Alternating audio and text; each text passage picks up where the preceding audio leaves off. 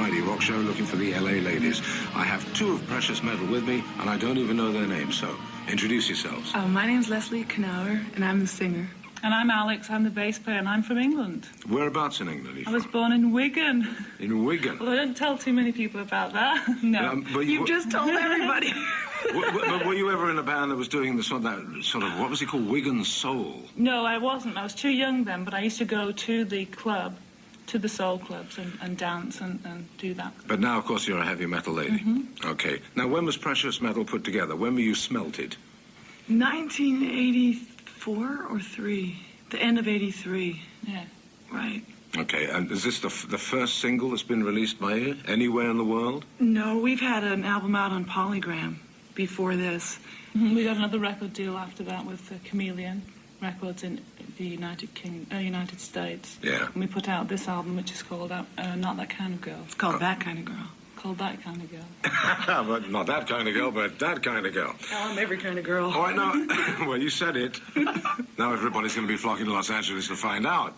Give us some idea of what it's like to be ladies on the road trying to make it in heavy metal in Los Angeles. Well, you basically have to be men. No, we pack up all our equipment. We rent a trailer. We hook it up to the truck. We go to the city. We unload our stuff, and we hire people when we get there for 10 or 20 bucks to, between shows, to put our drums back on stage so we don't have to do it in front of anybody.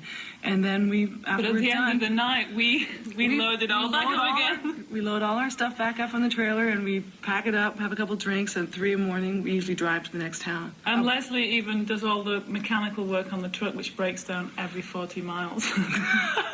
Every 140 miles. Is it easy for ladies in rock and roll to get gigs in California or indeed in any of the other states? How do the gigs react to women in rock and roll? At first, they look at us like, oh, with their arms crossed, can you guys play? And then when we kick ass, they just come up and their mouths hang open and they love it. Right. And when we come back the second time, there's usually 100% more people there. This band is just magic on stage. We just generate a lot of excitement, and it's like a party. You know, we get the kids involved, like they're part of it, and that's what I think that's what gets everybody into it. Keeps your butt nice and tight. What was the title of the album again? That Kind of Girl. And what was the title of the album again? That Kind of Girl. We got it right. Okay, the album's coming out called That Kind of Girl, and it's by Precious Metal. We're talking to 3 members of the band at the moment here on the Friday Rock Show. We're in search here in California of the LA ladies in rock and roll. What about the fact that it has been said, in fact, I'll tell you where I got the phrase from the Vixen press release, that women in rock and roll have got to be as good as men. Do you agree with that? Yeah, you've got to be as good, if not better, just to prove yourself. Because it's not really a feminine thing getting up there and kicking ass. No, it's not a feminine thing. It depends on the way you look at it. A lot of the guys are up there and they look like women. You're like an androgynous thing. It's not a feminine or a male thing. It's just a thing that you do. Men are stronger and more physical, and they're bigger, and they have a different thing about them. But girls can definitely put out the same kind of sexual, hardcore thing. Yeah. You know, for years you've gone to see guys dressed up like girls, right? We're talking about, what, Poison and bands like that? And now you see the real thing, real girls playing real rock. There have been, historically, very few female rock and roll bands that have come through. Yes, definitely. It's a beginning. That's the thing, is it's becoming more and more accepted. As it's, I think that there was a time when I think that a lot of the girls started playing around the same time, and we're all coming of age now. So there's a lot more of us around. There's a lot more female bands, and it's the more that there are, the more accepted it will be. And eventually, hopefully, people won't really distinguish between, well, this is a band with girls in it and this isn't. We just want it to be just like it's an industry, and we're all here to do the same thing.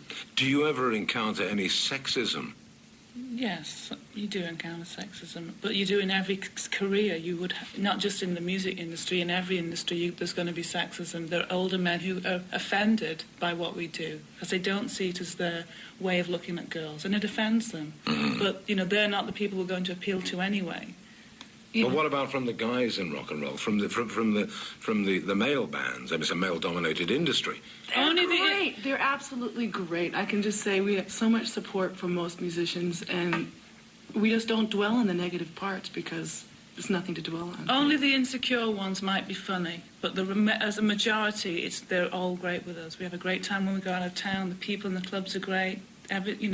We have a good time with everybody. There's this great thing about rock and roll, of course, that when the guys get up there on stage, I mean, they look at all the girls in the audience and they, nod and the wink and all that nonsense. They finish the set and then there's the nod of the head and the girls go backstage. There's the fellas that follow you backstage? Do you ever, ladies, do you ever nod and wink the guys in the audience? Yes. Are you crazy? That's why we do this. Mara has a good name for them. They're called the gropies. I think the difference is this: when they knock on our hotel room and we open the door, we don't usually let them in. Some of us might disappear for a night with, where was Leslie that night? But we tend to not do. I mean, I know guy bands do like much more overt things than we do around our band scene, but we're definitely not angels, but we don't, take it back to the hotels with us. Okay. At the moment, also, we're all showing one hotel room, which makes it impossible. We're all too shy with 5 girls and a roadie. in one So hotel maybe room. when we have a separate hotel rooms, there'll be some nodding and winking going on. Do you seriously now, do you feel that you're building a career here? Definitely. Oh, definitely. Definitely.